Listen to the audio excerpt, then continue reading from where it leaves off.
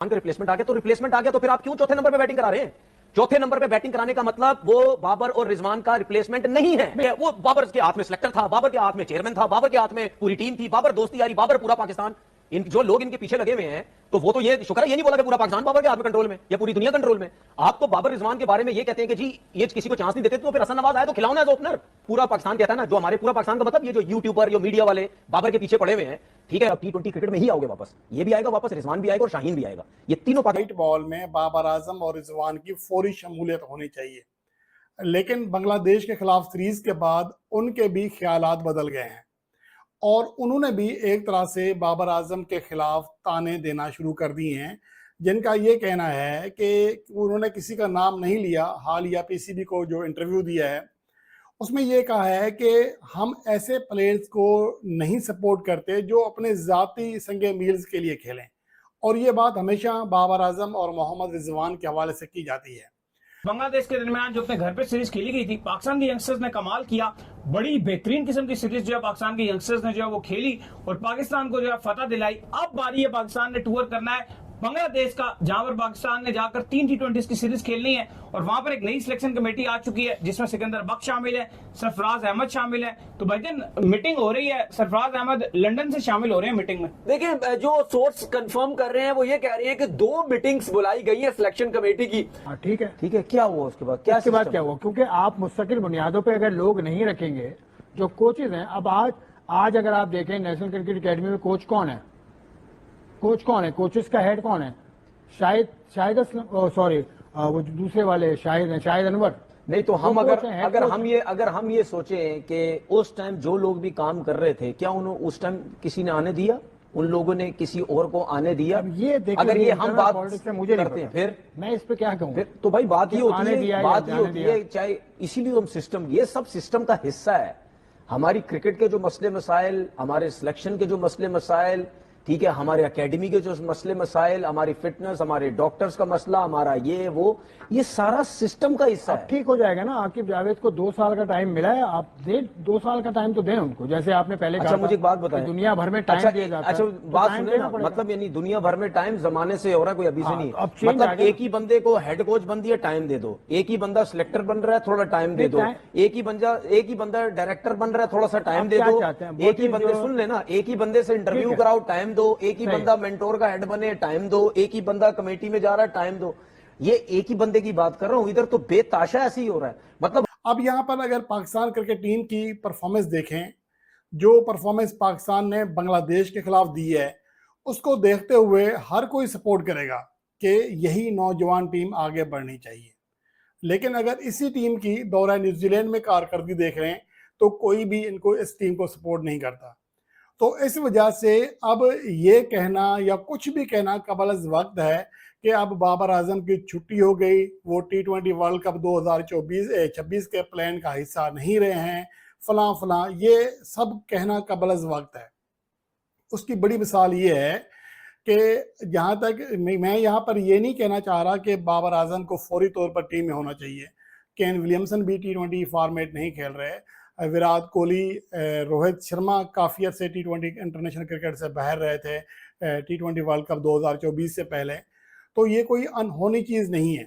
अगर पाकिस्तान की team management समझती है कि हमें नौजवान प्लेयर्स को ट्राई करना चाहिए, कम से कम पाकिस्तान के लिए अच्छा मौका इसलिए है कि पाकिस्तान की फ़िलहाल कोई टफ सीरीज़ नहीं है। जो टफ सीरीज़ थी वो दौरा न्यूजीलैंड था जो गुजर चुका, उसमें भी हमने अगर नौजवान प्लेयर्स को मौका दिया है तो अब इन प्लेयर्स को हम अगले आसान टूर्स में भी मौका दे सकते हैं। जैसा कि आकिब जावेद को न्यूजीलैंड के दौरे के ऊपर आपने उनको रखा था, ठीक है, उसको थोड़ी बहुत मार जरूर पड़ी थी, लेकिन मुझे लगता है कि एकदम से उसको हटा देना वो भी गलत था। ये सीरीज में भी आपको उसको बांग्लादेश वाली सीरीज में भी कंटिन्यू करना चाहिए था। हाँ नहीं, उनको आप कर सकते थे, लेकिन मैं ही समझ रहा हूँ कि वो बिल्कुल आप ठीक बात करें, आकिब जावेद को होना चाहिए था, उनको आप थोड़ा ग्रूम करोगे तभी बात बनेगी।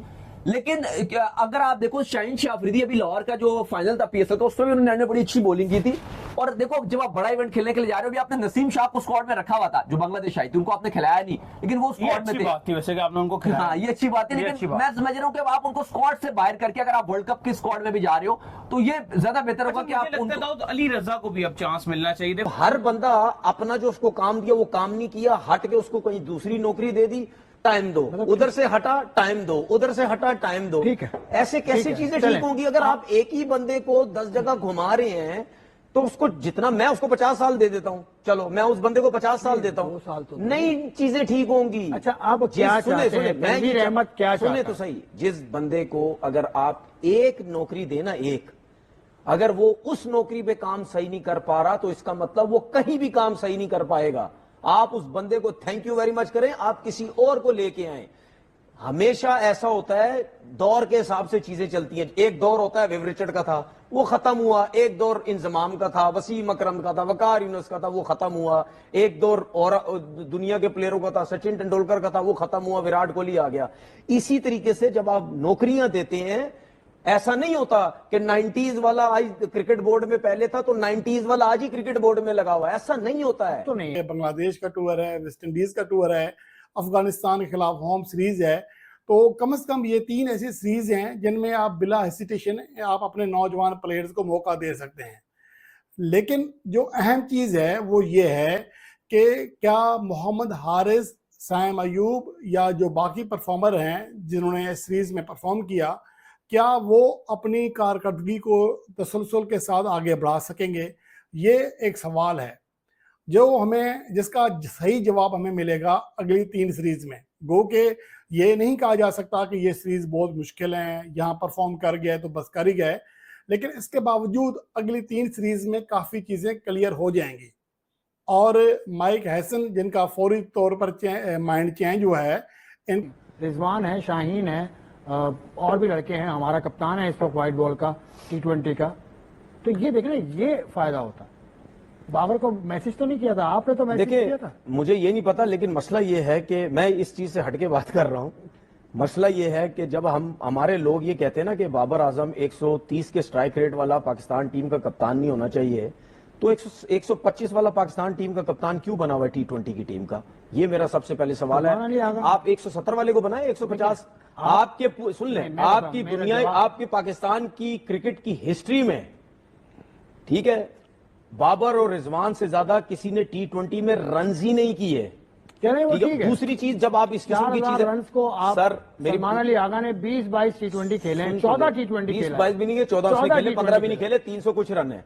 तो मेरा कहने, T20 वाले का आप मुकाबला कर रहे हैं। नहीं, मैं बाबर 14 आजम को सलमान अली आगा से, नहीं, मैं Salman Ali Agha is an all मैं 14 T20 वाली की बात ही नहीं कर रहा। मैं 14 देखो, आप हमेशा बात करते रहते हो, यहाँ बात की बात होती है नहीद राना, एक बिल्कुल यंग लड़का है बांग्लादेश का, इतनी पेस से बांग्लादेश का लड़का बॉलिंग कर देता है, बाबर आजम तक को आउट कर देता है, दुनिया को हैरान कर देता है। तो मुझे लगता है कि अली रजा के अंदर भी वो स्किल्स मौजूद हैं। ठीक है, PSL में उनको मार बहुत पड़ी, पिचिंग ऐसी थी PSL में कि सारे ही पिट रहे थे, कोई एक बॉलर भी ऐसा नहीं जिसको आपको हो गया 250 रन मार रहे थे, बहुत ही इकोनॉमिकल बॉलिंग की हो। लेकिन अली रजा का जो बॉल आगे करीब से उठता है वो बड़ा डेंजरस बॉल है। तो मुझे लगता है कि अली रजा को भी आपको परमानेंट बेसिस पे चांस देना चाहिए। लेकिन बिल्कुल, आप एक यंगस्टर है और यही सीरीज होती है, बांग्लादेश के अगेंस्ट खेल रहे हो, आप वेस्ट इंडीज के अगेंस्ट खेल रहे हो, आपके पास मौका है कि आप अपने बॉलर्स को या अपने नए लड़कों को चांस दे सकते हो। बैट्समैनों में तो कहा जा रहा है कि नए को चांस नहीं मिलेगा उतना, क्योंकि ऑलरेडी आपके पास जो कोटा है वो पूरा हो गया। साकिब फरहान को आप टीम में ले आए हो, हसन नवाज को टीम में ले आए हो। क्रिकेट के मैदानों से बाहर हो गए हैं 6 महीनों के लिए। अब इस दौरान पाकिस्तान ने नवंबर में एक सीरीज भी खेलनी है साउथ अफ्रीका के साथ, टेस्ट सीरीज। देखते हैं कि उसके अंदर वो सिलेक्ट होते हैं या नहीं होते हैं। बट पाकिस्तान के सबसे बड़े अखबार के अंदर ये खबर छपना कि 6 महीनों के लिए पाकिस्तान के ये 2 क्रिकेटर्स बाहर हो गए हैं, तो ये कोई अच्छी बात नहीं है। और आप लोगों के लिए अपडेट ये भी है कि पाकिस्तान क्रिकेट बोर्ड ने बाबर आजम, मोहम्मद रिजवान और शाहीन शाह अफरीदी को बिग बैश लीग के लिए NOC अभी से जारी कर दिया है। जो जंग अखबार के अंदर खबर छपी है कि 6 महीने क्रिकेट के मैदानों से बाहर हैं, क्योंकि अब जून का महीना चल रहा है और बिग बैश जो है वो दिसंबर और जनवरी के अंदर होनी है। क्रिकेटर जो मैं समझता हूं, अगर मेरे साथ भी, अगर मैं इस टाइम अगर बाबर की जगह पे होता और अगर मेरे साथ भी ये चीजें हो रही होती कि इतना परफॉर्म करने के बाद अगर मुझे इग्नोर किया जा रहा है, मुझे बोला जा रहा है कि ये T20 का प्लेयर नहीं है, और पाकिस्तान की हिस्ट्री में सबसे ज्यादा रन मैंने किए हुए हूं, एवरेज 40 की एवरेज और 130 के स्ट्राइक रेट के साथ, दूसरा रिजवान, तो भाई मैं भी यही सोचूंगा कि यार मतलब ये क्या हो रहा है मेरे साथ, तो मेरी सपोर्ट में कोई नहीं है। रिजवान तो है वैसे, सही है, क्या मतलब? रिजवान ने मैसेज, हाँ, लेकिन जाहिर सी बात है वो रिजवान से तो ऊपर ही है ना, उसकी ज्यादा वो फैन फॉलोइंग तो उसकी है। हमेशा हुआ, ये आज नहीं हुआ, हमेशा हुआ है। हमारा क्रिकेट बोर्ड और प्लेयर्स का रिलेशन नहीं सही रहता है। वेस्ट इंडीज जाना है, उसके बीच में एशिया कप भी है, आयरलैंड का टूर भी है, अफगानिस्तान के साथ सीरीज भी है, तो भरपूर क्रिकेट है। अभी 1.5 माह नहीं है मगर उसके बाद भरपूर क्रिकेट है। और ये खबरें कि बाबर और रिजवान आपको 5-6 माह लगातार इन एक्शन नहीं नजर आएंगे, तो बड़ी एक हैरानकुन बात जरूर है। ये बात इसलिए थोड़ी वैलिड हुई क्योंकि माइक हैसन जो नए कोच बने हैं उनको पाकिस्तान क्रिकेट बोर्ड के चेयरमैन मोहसिन रजा नकवी साहब ने फुल अथॉरिटी दे रखी है, जो कि हमारे यहाँ हर गोरे कोच को दी जाती है कि आपको फुल अथॉरिटी है। वो कितने माह तक, कितने हफ्ते तक, कितने दिन तक होगी वो खुदा जाने, मगर ये अथॉरिटी उनको जरूर मिल चुकी है। तो माइक हैसन ने बाबर आजम से बातचीत भी की। शाहीन का मैटर अलग है, वो मैं आपको पहले बता चुका हूँ कि उसके ऊपर ये लगाया गया है कि डिसिप्लिन का इशू है, और जो मामला था वो मैंने डिटेल वीडियो कल बनाई थी, आप लाजमी देखिएगा। उनके डिसिप्लिन के इशू हैं या किसी और को उनसे इशू है जिस वजह से उनका टीम में आना खतरे में लग रहा है। वो मैं आपको वैसे रिसेंट बता भी देता हूँ। पाकिस्तान का मीडिया तो कह रहा है कि ये अगले 6 महीनों तक बाबर रिजवान को भूल जाएं। पाकिस्तान का मीडिया 6 महीनों तक वो कह रहा है बाबर रिजवान को भूल जाएं, और मुझे नहीं समझ में आ रही कि उन्होंने 6 महीने निकाले कैसे हैं, क्योंकि एफटीपी के हिसाब से अगर मैं देखूं तो कहीं ना कहीं तो आपको इन दोनों को खिलाना पड़ेगा यार। चलो T20 ना सही, ओडीआई क्रिकेट तो है ग्रोसरी वालों, अब क्या इनको ओडीआई से भी निकाल दिया तुम लोगों ने? मतलब ये तो सही चल रहा है, पता नहीं क्या ये देख पका रहे हैं यार, जिसे कहते हैं यमन गठीटा की ये कोई नवी देग ना एकदम पका के हमारे सिरों पर उड़ेल देना। उसका जवाब यह है दोस्तों कि पाकिस्तान ने अभी जाना है बांग्लादेश। उसके बाद पाकिस्तान ने वेस्ट इंडीज के खिलाफ जो 3 वनडे 3 T20 की सीरीज थी, उसको भी अब खबरें ये आ रही हैं कि पाकिस्तान क्रिकेट बोर्ड चाह रहा है कि 3 वनडे की बजाय तीनों T20 ही बना दिए जाएं, यानी कुल मिला के पूरी की पूरी सीरीज जो है वो T20 की हो, क्योंकि पाकिस्तान क्रिकेट बोर्ड का थिंक टैंक ये समझ रहा है कि हमें आगे T20 वर्ल्ड कप की तैयारी करनी है और T20 मैचेस ज़्यादा बढ़ाए जाएं। और ये सिर्फ पाकिस्तान की हद तक है। अब देखिए वेस्ट इंडीज़ या कोई और दूसरी टीमें हैं, दूसरों के साथ जब खेलती हैं, अगर उनको T20 बढ़ाना है तो वो T20 बढ़ाते हैं, मगर at the cost of one day या टेस्ट क्रिकेट नहीं किया जाता। बट पाकिस्तान में ऐसा होता है। मैं एक छोटी सी एग्जांपल देता हूं, चैंपियंस ट्रॉफी के फौरन बाद, यानी चैंपियंस ट्रॉफी जब खत्म हुई और आगे वनडे वर्ल्ड कप जो 2027 में होना है, इसके अंदर जो फ्यूचर टूर प्रोग्राम्स है, खासकर पाकिस्तान और भारत का कंपैरिजन करें, ये दोनों का मैं इसलिए कर रहा हूं कि दोनों को 27 वनडे मैचेस खेलने थे for the preparation of one day world cup. मगर पाकिस्तान ने जो बांग्लादेश के खिलाफ सीरीज थी उसमें वनडे खत्म कर दिए। पाकिस्तान अब वेस्ट इंडीज के खिलाफ वनडे खत्म करने जा रहा है, और उसके बाद हमने जो आयरलैंड के साथ सीरीज खेलनी है उसके ऊपर भी अगर खत्म कर दिए तो ये सीधा सीधा है कि एक तो हमारे वनडे कम हो जाएंगे, दूसरा ये कि T20 में बाबर रिजवान नहीं खेल रहे हैं। उस मीटिंग में उसमें माइक हैसन, आकिब जावेद, अलीम डार, सलमान अली आगा, सरफराज अहमद, सिकंदर बख्त, ये जो रीवैम्प्ड सिलेक्शन कमेटी है या ओवरसी कमेटी, ये वटेवर, ठीक है, बेशक कमेटी, खाने वाली कमेटी, जो भी इसका नाम दे लो, वो यही कह रहे हैं कि बाबर और रिजवान की परफॉर्मेंसेज नहीं है। हम जो है वो टीम में फंडामेंटल चेंजेस कर रहे हैं, फॉर्म को लेकर, टीम डायनामिक्स को लेकर, इंटरनल बिहेवियर्स को लेकर, तो उसमें वो कह रहे हैं कि ये दोनों फिट नहीं बैठते in terms of T20। Shaheen का कह रहे हैं डिसिप्लिन का चक्कर है। ये डिसिप्लिन वाली जो तख्ती है ये शाहीन के गले में क्यों डलती है, मुझे ये नहीं समझ में आ रही। बाकी सारे मुझे यार, तुमने नोटिस किया होगा शाहीन को ना एक बदतमीज रूड किस्म का, कि जो कहता है, जिसको कहो कि ये कर लो, वो कहता है चला अगला ला, नहीं है मेरा मूड, शाहीन बॉलिंग कर लो, जा अब मामा आप कर ले, ठीक है। वो कोई इस तरह की कोई उसको चीज बनाकर पेश किया, वह कोई बदतमीज किस्म का इंसान होगा, चलो मान भी लिया।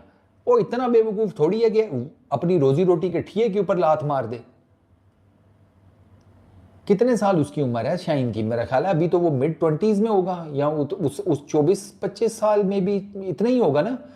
वो इस एज में जब उसके आगे सामने पूरा कैरियर पड़ा है, वो इस किस्म की चे हरकतें करके क्यों यार ये अपने सिर पे, जिसे कहते हैं, गंद उड़ेलेगा? एक तो मुझे ये नहीं समझ में आती। पीसीबी के कप्तान सलमान आगा और सफ़ेद गेंद के हेड कोच माइक हैसन ने बताया है कि सीनियर खिलाड़ियों को शामिल नहीं करना है। यह फैसला तीनों खिलाड़ियों के हाल ही में सफ़ेद गेंद के प्रदर्शन के आधार पर लिया गया है। लेकिन रिजवान की टीम पाकिस्तान दक्षिण अफ्रीका में T20 इंटरनेशनल सीरीज में 0-2 की शिकस्त झेलनी पड़ी थी, जिसका हिस्सा बाबर आजम भी थे। इसके बाद बाबर रिजवान दोनों को न्यूजीलैंड दौरे व बांग्लादेश के खिलाफ घरेलू सीरीज से बाहर किया गया है, और बांग्लादेश सीरीज बाबर रिजवान के बिना ये जीत गई बांग्लादेश को हराकर, और अब मोहम्मद रिजवान शाहीन अफरीदी को तकड़ा झटका लगाया है। उन्हें T20 से भी बाहर निकालने का प्रयास किया जा रहा है और शाहीन अफरीदी को भी नहीं खिलाया जाएगा। अब T20 से PCB ने बाबर रिजवान और शाहीन को बाहर का रास्ता दिखा दिया है। अगर आपको वीडियो अच्छी लगे चैनल को सब्सक्राइब करें।